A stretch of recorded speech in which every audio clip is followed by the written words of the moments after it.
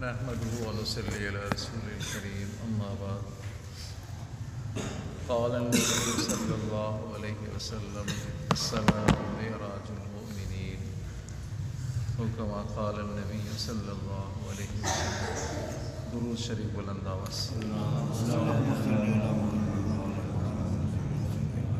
اللهم صل على محمد وعلى آله كما صليت على اللهم بارك على محمد وعلى آل محمد كما باركت على إبراهيم وعلى آل إبراهيم مجيد۔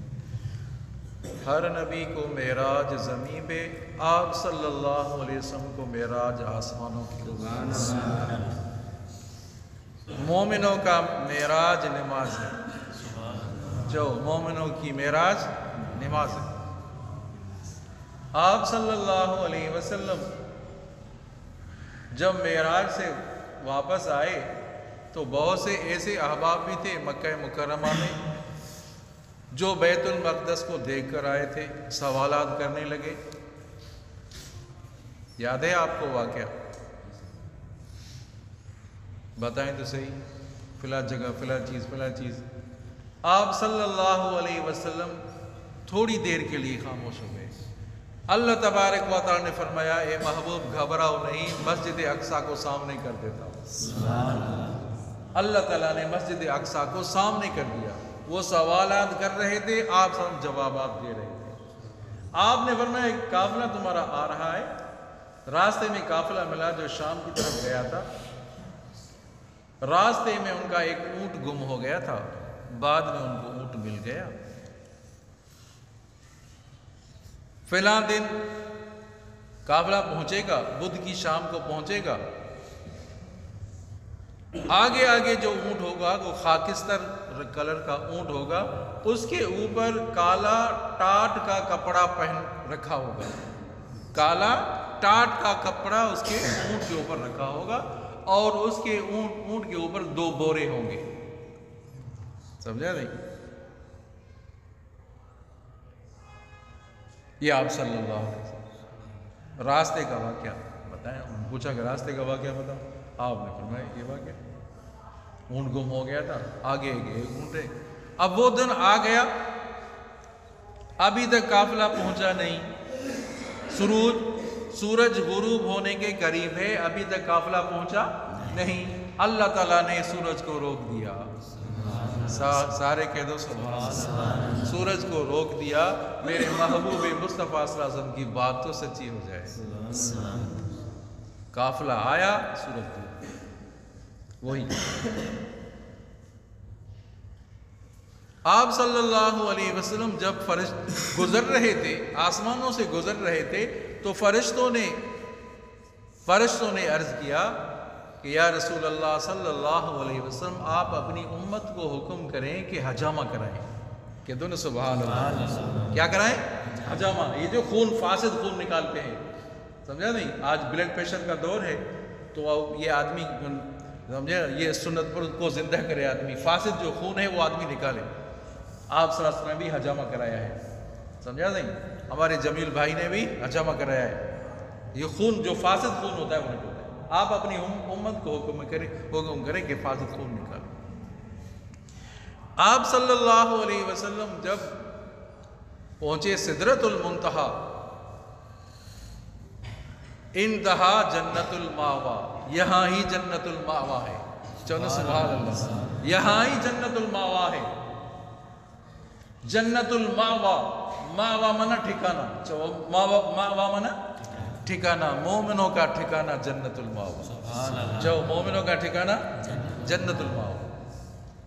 یہاں تو یہ تو معلوم ہو گیا آپ کو، سمجھا نہیں؟ جنت الماوا، یہ سورہ نجم ہے۔ اندہا جنت الماوا، جنت کا ثبوت ہے، یہ تو قرآن کہہ رہا ہے۔ جہنم کا ثبوت بھی ہے، جہنم بھی ہے یا پیدا ہوا ہے یا ہوگا، یہ بھی سوال ہے نا۔ جنت تو پیدا ہے، پیدا ہو گئی ہے، اندہا جنت الماوا۔ جہنم بھی ہے۔ مفسرین نے لکھا، مفتی شفیع رحمۃ اللہ علیہ سورۃ النجم میں، سورہ نجم میں کے ذیل میں لکھ رہے ہیں، بیان کر رہے ہیں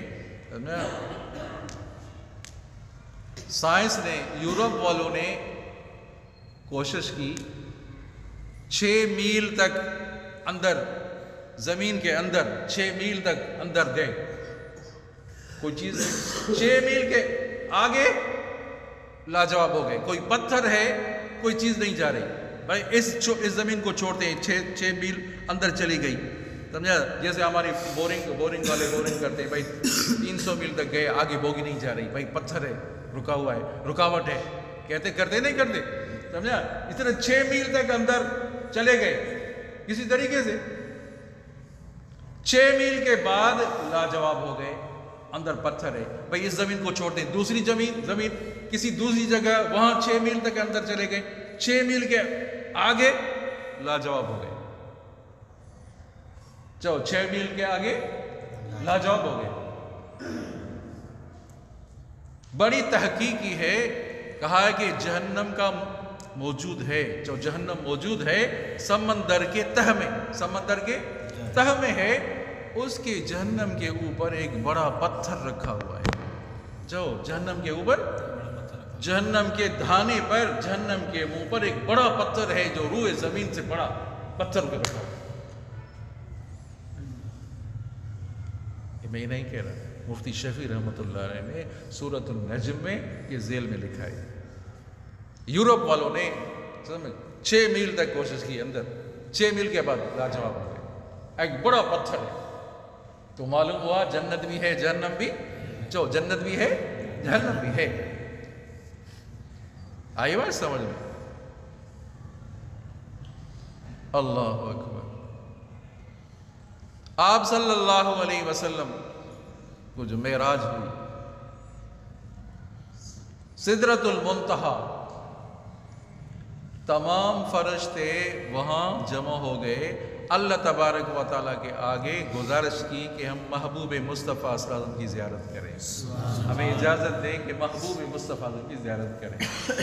وہاں سدرۃ المنتہا پر جمع ہو گئے آپ صلی اللہ علیہ وسلم کی زیارت کے لیے، سمجھا نہیں؟ وہاں 4 نہریں ہیں، 2 باطنی نہریں اور 2 ظاہری نہریں، سمجھا نہیں؟ 2 ظاہری نہریں کون سی؟ دریائے فرات اور دریائے نیل، جو دریائے فرات، دریائے نیل۔ اب وہاں کا حکم، سدرۃ المنتہا پر ہر چیز دنگ، سدرہ مانا بیری کا درخت، آپ سن چکے ہیں، پڑھ چکے ہیں، منتہا مانا دنگ، یہاں ختم، بس آگے کوئی نہیں جا رہی، اوپر نہیں جا رہی، اوپر والی چیز یہاں ختم، نیچے والی یہاں ختم، جو نیچے والی یہاں سدرۃ المنتہا پر ختم، بس یہ آخری اسٹاپ ہے، یہ ریڈ زون ہے، اوپر کوئی نہیں جائے گا، کسی کو طاقت نہیں۔ اللہ تعالیٰ کے حکم جو آ رہے ہیں وہاں ڈائریکٹ نیچے آ رہے ہیں، سمجھا تو؟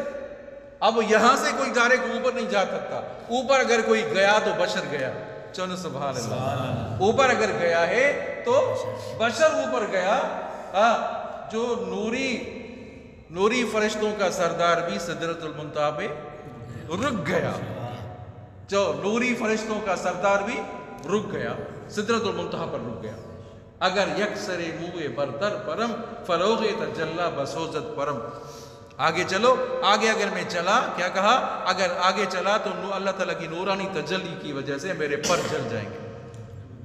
آپ صلی اللہ علیہ وسلم نے حضرت جبرائیل امین کو 2 دفعہ دیکھا، اصلی صورت میں دیکھا، 2 دفعہ دیکھا، اصلی صورت میں دیکھا۔ ایک دفعہ جب آپ صلی اللہ علیہ وسلم کو نبوت ملی، توجہ کریں، نبوت ملی، اس وقت آپ صلی اللہ علیہ وسلم نے اصلی صورت میں دیکھا حضرت جبرائیل امین کو، اقرا، پہلی وحی جو نازل، ما انا بقارئ، میں پڑھا ہوا نہیں، سمجھا؟ اس وقت دیکھا، اور دوسری دفعہ سدرۃ المنتہا پر دیکھا حضرت جبرائیل امین۔ اللہ اکبر، آئی بات سمجھ میں؟ تو اسی وجہ سے علامہ اقبال رحمۃ اللہ علیہ کیا کہتے ہیں کہ سبق ملا ہے معراج مصطفیٰ سے مجھے، جو سبق ملا ہے معراج مصطفیٰ سے مجھے، کہ عالم بشریت کی زد میں ہے گردے، کہ عالم بشریت کی زد میں ہے گردے، سمجھا؟ تو معلوم ہوا کہ مرتبہ جو ہے بشر کا اعلیٰ مرتبہ ہے، جو بشر کا جہاں نوری فرشتوں کا سردار بھی رک گیا، آگے بشر گیا ہے، افضل البشر، اکمل البشر اوپر گیا. سمجھا نہیں؟ ہر ایک کو معراج تو نہیں ہوگی. آپ صلی اللہ علیہ وسلم نے فرمایا میری امت کی معراج نماز ہے. چلو میری امت کی معراج نماز ہے بس. الصلاۃ معراج المومنین. اور نماز ایسی ہونی چاہیے عزیزو، نماز ایسی ہونی چاہیے صلی کأنک تراہ وإن لم تکن تراہ فإنہ یراک. نماز ایسے پڑھ جیسے تو اللہ کو دیکھ رہا ہے. ایسے ہونی چاہیے. کیا بات ہے عزیزو،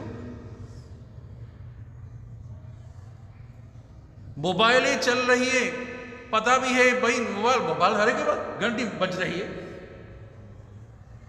بھائی گھنٹی جو بج رہی ہے، سمجھا نہیں، تو نماز میں خلل ہوگا نہیں ہوگا؟ آپ جو چھوٹے چھوٹے بچے لے آتے ہیں، بچے شور کرتے ہیں، نماز میں خلل ہوگا نہیں ہوگا؟ کبھی یہ خیال کیا، کبھی احساس ہوا کہ چھوٹے چھوٹے بچے لے آتے ہیں یار، اب چھوٹے چھوٹے بچے آئیں گے تو نماز میں خلل ہوگی، سب کی نماز خراب ہو جائے گی. اور بچے شور کر رہے ہیں، سب خوب شور کر رہے ہیں، اور کسی مقتدی کو یہ نہیں ہمت نہیں کسی کو روکے، بھائی رک جاؤ، نکلو باہر. نہیں، وہ کہہ رہے ہیں بھائی استاد ان کو ڈانٹے. استاد کا کام ہے یہ جو مدرسے کا استاد ہے یہ کہے. لڑائی ہو رہی ہے، بچے لڑ رہے ہیں، استاد ان کو کہے ارے تم کہہ رہے ہو، دیکھ رہے ہو کہ غلط کام کر رہے ہیں، نماز ہو رہی ہے، بچوں کو ہٹاؤ، نکالو باہر، نکالو. یہ نہیں ہے.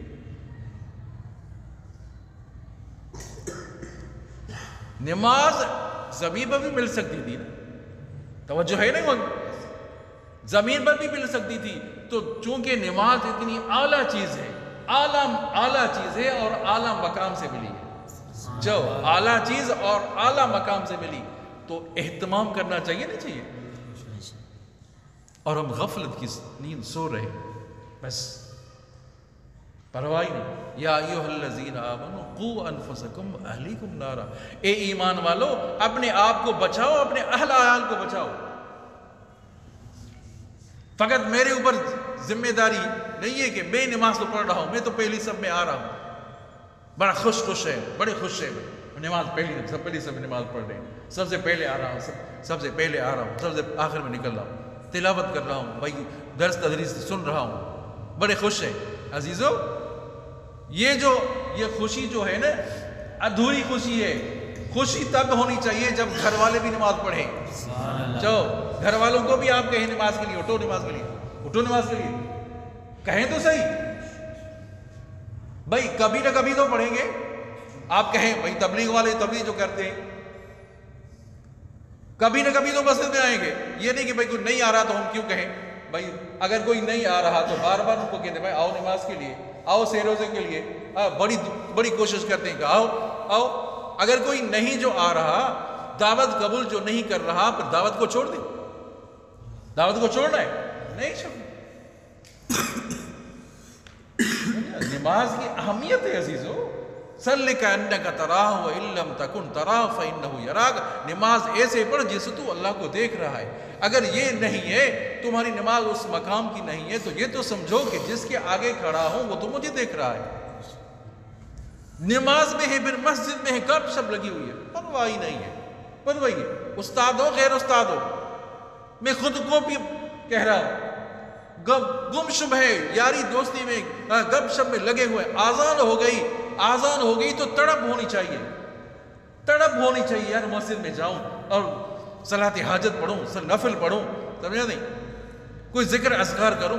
نہیں، بس نماز ہوگی، نماز بس 1 منٹ بھاگتے ہوئے. یہ تو نہیں ہے عزیزو. مسجد میں ہے تم، ہم مسجد میں ہیں، اللہ کے گھر میں ہیں، اور جو قام ایسے بیٹھا ہوا ہے نا، مسجد میں نماز کے لیے فقط بیٹھا ہوا ہے، ادب اور احترام سے بیٹھا ہوا ہے، گویا کہ ایسا ہے گویا کہ اس نے وہ نماز پڑھ رہا ہے. ادب احترام سے جو بیٹھا ہوا ہے، گویا کہ ایسا ہے گویا کہ پڑھ رہا ہے. جیسا ریسٹ ہاؤس ہوتا ہے نا، ریسٹ ہاؤس کہ بڑا اکرام ہوتا ہے ریسٹ ہاؤس میں. بھائی ڈی سی آ رہا ہے، وہ فلاں وزیر آ رہا ہے، ہر شہر میں ہر ضلع میں ریسٹ ہاؤس ہے.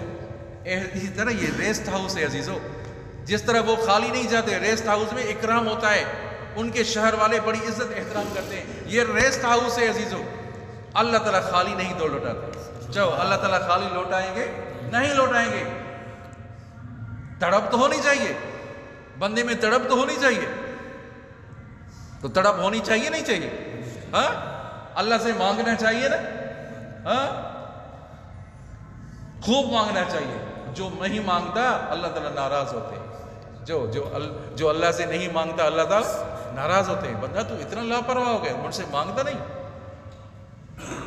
من لم یسأل اللہ یغضب علیہ, جو مجھ سے مانگتا نہیں میں اس سے ناراض ہوتا ہوں. جو اللہ تعالیٰ سے مانگتا ہے اللہ تعالیٰ اس سے راضی ہوتا ہے. مانگو. جس طرح بیٹا ہوتا ہے نا باپ سے, بابا یہ بھی دے دو, بابا یہ بھی دے دو, یہ بھی دے دو, ناز نخرا کرتا ہے. اسی طرح بندے کو چاہیے کہ اللہ کے آگے وہ ناز نخرا کرے. یا اللہ یہ بھی دے دو, یا اللہ یہ بھی دے دو, یا اللہ یہ بھی دے دو. دعا کرتے ہیں اللہ تعالیٰ ہم سب کو اعمال صالح کرنے کی. درود شریف بلند.